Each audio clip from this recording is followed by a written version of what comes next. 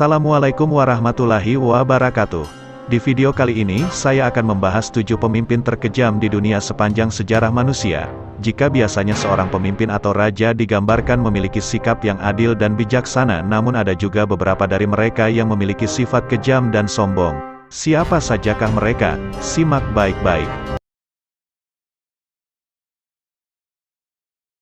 Nero adalah kaisar Romawi yang berkuasa dari tahun 54 Masehi hingga 68 Masehi. Ia terkenal karena masa pemerintahannya yang kejam. Menurut catatan sejarawan Roma untuk membangun kota Roma yang baru, maka Nero sengaja membakar kota Roma. Penduduk Roma umumnya percaya bahwa biang keladi kebakaran itu adalah Nero. Namun Nero malah memfitnah umat Kristen sebagai penyebab kebakaran, dan menggunakan cara yang sangat jahat untuk menghukum mereka. Dalam sebuah arena perlombaan, sebagian umat Kristen ditutupi dengan kulit hewan lalu melepas serombongan anjing pemburu untuk menggigit dan mencabik-cabik mereka hingga meninggal dunia. Dalam sejarah Kekaisaran Roma, Nero diakui sebagai seorang yang paling kejam.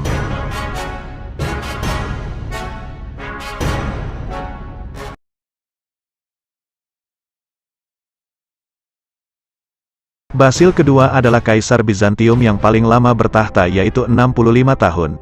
Ia juga mendapat julukan The Bulgar Slayer atau pembunuh orang Bulgaria. Basil kedua juga berusaha mengembalikan wilayah Bizantium yang berhasil direbut oleh negara lain. Pada tahun 1014 tentara Bizantium menangkap 15.000 tentara Bulgaria.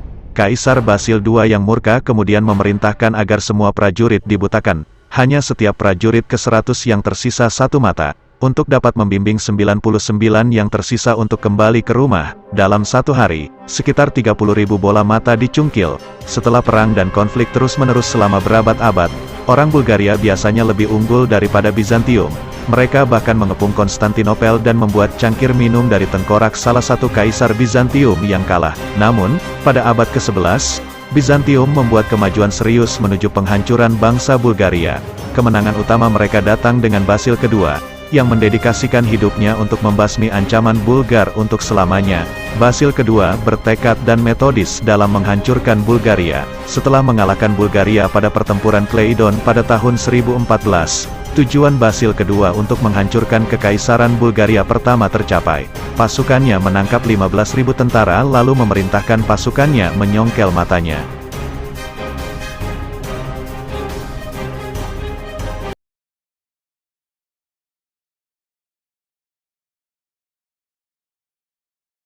Vlad Tepes atau yang lebih dikenal Vlad the Impaler adalah pangeran Wallachia yang mulai menjabat dari tahun 1448. Ia dikenal karena kekejamannya yang menyula para musuh-musuhnya.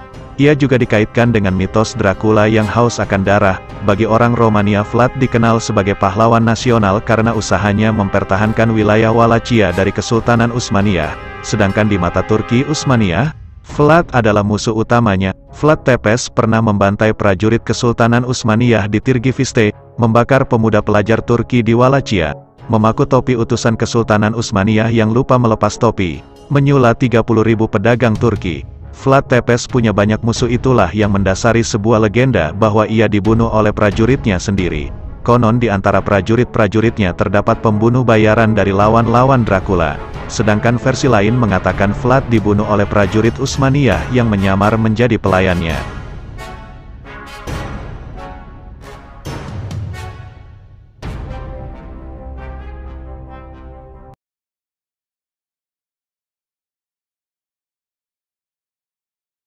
Qin Shi Huang adalah kaisar pertama China sekaligus orang yang berhasil mempersatukan China.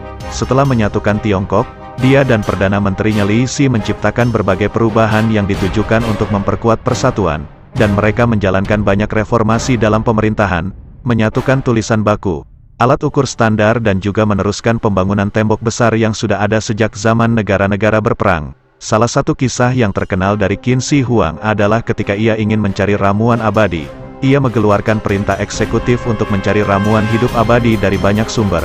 Perintah kaisar itu disiarkan hingga perbatasan dan pelosok-pelosok desa. Setelah dicari ramuan itu, akhirnya Qin Shi Huang meminum ramuan keabadian itu, yang ternyata ramuan itu adalah cairan merkuri yang sangat berbahaya bagi manusia, dan Qin Shi Huang meninggal pada usia 39 tahun. Sebelum Qin Shi Huang mati, ia sudah mempersiapkan sendiri makamnya yang dikelilingi ribuan tentara terakota jika ramuannya tidak berfungsi.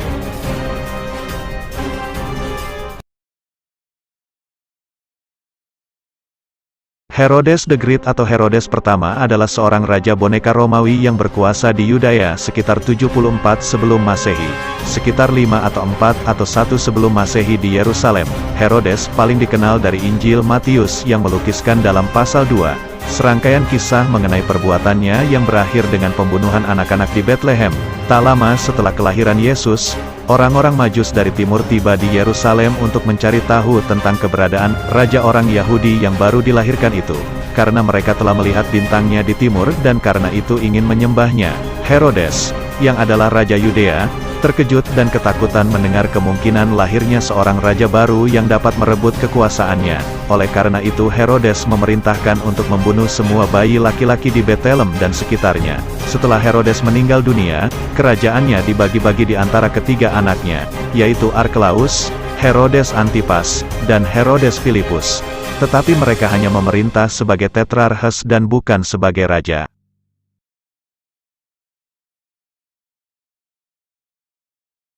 Adolf Hitler adalah diktator Jerman dan ketua partai Nazi.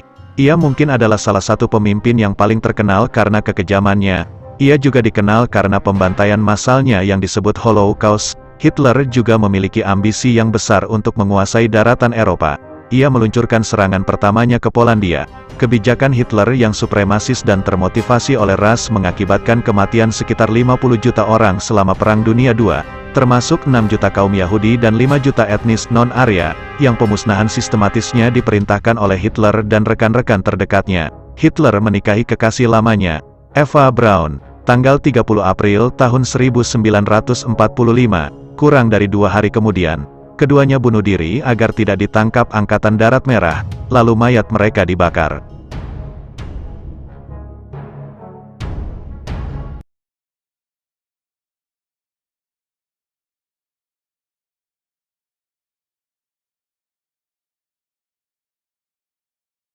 Nebukadnezar atau dalam Islam lebih dikenal sebagai Bukhtanasar, adalah penguasa kekaisaran Babilonia baru dalam dinasti Kasdim yang berkuasa 605 sebelum Masehi hingga 562 sebelum Masehi. Sebagian riwayatnya disebutkan dan dicatat dalam Alkitab Ibrani dan Perjanjian Lama di Alkitab Kristen.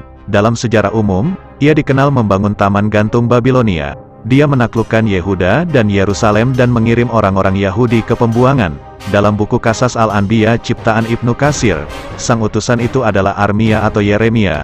Wahab bin Munabih mengatakan Allah menurunkan wahyu kepada Armia ketika berbagai macam kemaksiatan melanda di tengah-tengah kehidupan Bani Israel. Wahyu yang diterima Nabi Armia itu berisi peringatan Bani Israel akan kehancuran mereka. Raja Nebukadnezar akan menghancurkan mereka dengan kejam. Mendapat peringatan itu, namun Bani Israel malah tidak menanggapi peringatan itu dan menganggap bahwa Nabi Armia gila. Pada akhirnya, Allah mengirim Nebukadnezar dan pasukannya untuk menyerang Yerusalem. Raja Babilonia ini menawan dan menjadikan budak kaum Bani Israel. Para tawanan yang terdiri dari anak-anak dan pejabat tinggi, dan putra-putri kerajaan, semuanya ramai-ramai digiring oleh pasukan Nebukadnezar. Jumlah tawanan dari kelompok ini mencapai 90.000 orang. Selain itu, Nebukadnezar dan pasukannya merobohkan tempat-tempat ibadah di Baitul Maqdis. Babi-babi disembelih di dalamnya dan pasukannya pulang kembali ke negerinya di Babilonia dengan rampasan perang yang berlimpah.